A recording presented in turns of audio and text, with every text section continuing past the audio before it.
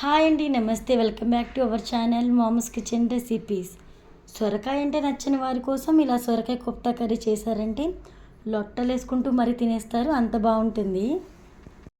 ముందుగా ఒక mixing bowl తీసుకొని అందులో ఒక కప్పు వరకు సొరకాయ తురుమైతే వేసుకొని పావు టేబుల్ స్పూన్ పసుపు, అలానే టేస్ట్కి సరిపడా ఉప్పు వేసుకోవాలి. ఒక స్పూన్ కారము, జీలకర్ర, అలానే కొత్తిమీర అయితే వేసుకొని ఒక కప్పు వరకు శనగపిండి అయితే వేసుకోవాలండి. శనగపిండి ఒక కప్పు తీసుకున్నాం కదా, ఇందులోకి కార్న్ఫ్లోర్ అయితే ఒక 2 టేబుల్ స్పూన్లు అయితే తీసుకోండి. వాటర్ ఏమి యాడ్ చేయకుండా చక్కగా ఈ విధంగా అంతా మిక్స్ అయ్యేలా కలుపుకొని రౌండ్ బాల్స్లా చేసుకొని పక్కన పెట్టాలి. ఈ సొరకాయ కోఫ్తా కర్రీ టేస్ట్ అయితే సూపర్గా ఉంటుంది, అలానే డిఫరెంట్గా ఉంటుందండి. రైస్లోకైనా, రోటీలోకైనా, దోశల్లోకైనా చాలా బాగుంటుంది. మరి వీడియో ఎక్కడ స్కిప్ చేయకుండా చూస్తే మీకు క్లియర్గా అర్థమైపోతుంది రెసిపీ. ఎలా చేయాలో ఏంటో అనేది వీడియో మొత్తం చూసి మీరు కూడా మీ ఇంట్లో ట్రై చేసి మీకు ఎలా కుదిరిందో కామెంట్ సెక్షన్లో కామెంట్ చేయండి. వాటర్ ఏమీ యాడ్ చేయకుండా రౌండ్ బాల్స్ అయితే ఈ విధంగా ప్రిపేర్ చేసుకున్నాం కదా, ఒక ప్లేట్లోకి తీసేసుకుందాం. నెక్స్ట్ వచ్చేసి స్టవ్ ఆన్ చేసి ప్యాన్ పెట్టేసి ప్యాన్ హీట్ అయిన తర్వాత కొంచెం ఆయిల్ అయితే యాడ్ చేసుకోవాలి. అంటే ఒక 150 గ్రామ్స్ వరకు ఆయిల్ తీసుకోండి, మరీ ఎక్కువ అవసరం లేదు. ఈ కోఫ్తా బాల్స్ని ఒక్కొక్కటిగా వేసుకొని మంటను మీడియం ఫ్లేమ్లో కానీ లో ఫ్లేమ్లో కానీ అడ్జస్ట్ చేసుకొని రెండు వైపులా బంగారు రంగు వచ్చేంత వరకు చక్కగా వేయించుకొని తీసుకోవాలండి. ఈ విధంగా ఫ్రై చేసుకున్న తర్వాత మనం ఈ కోఫ్తా బాల్స్ని ఒక ప్లేట్లోకి అయితే తీసేసుకోవాలండి. ఇప్పుడు ఒక ప్లేట్లోకి అయితే తీసేసుకుందాం. నెక్స్ట్ ఇందులోకి ఒక స్పెషల్ మసాలా అయితే ప్రిపేర్ చేయాలి. ఈ మసాలా వల్లే టేస్ట్ అనేది ఇంకా బాగుంటుందండి. మసాలా ప్రిపేర్ చేయడం కోసం స్టవ్ ఆన్ చేసుకొని స్టవ్ మీద కడాయి పెట్టుకొని కడాయి కాస్త హీట్ అయిన తర్వాత ఒక 2 టేబుల్ స్పూన్లు ధనియాలు, అలానే 6-7 వరకు లవంగాలు అయితే వేసుకోవాలండి. 1/2 టేబుల్ స్పూన్ వరకు జీలకర్ర, పావు టేబుల్ స్పూన్ వరకు సాజీర అయితే యాడ్ చేసేసుకోవాలి. దాల్చిన చెక్క ముక్క ఇంచు వరకు వేసుకోవాలి. 2 లేదా 3 వరకు యాలకులు అయితే తీసుకొని కాస్త ఈ విధంగా డ్రై రోస్ట్ చేసుకుంటే సరిపోతుందండి. ఇలా డ్రై రోస్ట్ చేసుకున్న మసాలా దినుసులతో మసాలా పొడి అయితే ప్రిపేర్ చేసుకొని పక్కన పెట్టేసేయాలి. ఇప్పుడు ఇంకొక మిక్సీ జార్ తీసుకొని అందులో ఒక 4 లేదా 5 వరకు ఉల్లిపాయలు తీసుకొని మెత్తని పేస్ట్ లాగా అయితే ప్రిపేర్ చేసి తీసుకోవాలి.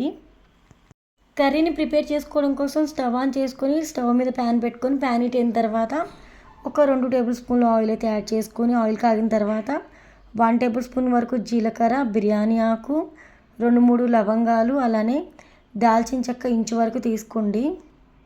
కరివేపాకు తీసుకోండి. అలానే ముందుగా మనము పేస్ట్ చేసి పెట్టుకున్న ఉల్లిపాయ పేస్ట్ ఉంది కదా, ఉల్లిపాయ పేస్ట్ని కూడా వేసుకొని ఆయిల్లో ఉల్లిపాయ పేస్ట్ అంతా కూడా చక్కగా వేగేంత వరకు ఈ విధంగా వేపుకోవాలండి. పచ్చివాసన అంతా పోయేంత వరకు వేపుకుంటే సరిపోతుంది ఆనియన్ పేస్ట్ని. ఉల్లిపాయ పేస్టు కాస్త రంగు మారిన తర్వాత టేస్ట్ సరిపడా సాల్ట్ యాడ్ చేసుకొని ఒక పావు టేబుల్ స్పూన్ వరకు అయితే పసుపు యాడ్ చేసుకొని ఒక 2 టేబుల్ స్పూన్ల వరకు కారం అయితే యాడ్ చేసుకోండి. కారం ఎక్కువ తినేవాళ్ళు ఇంకొక 1/2 టేబుల్ స్పూన్ ఎక్కువ వేసుకున్నా పర్వాలేదు. మీరు టేస్ట్కి తగ్గట్టుగా కారం అనేది యాడ్ చేసుకుంటే సరిపోతుంది. అప్పటికప్పుడు రోట్లో ఫ్రెష్గా రుబ్బిన అల్లం వెల్లుల్లి పేస్ట్ అయితే ఒక 1/2 టేబుల్ స్పూన్ వరకు అయితే వేసుకోవాలి.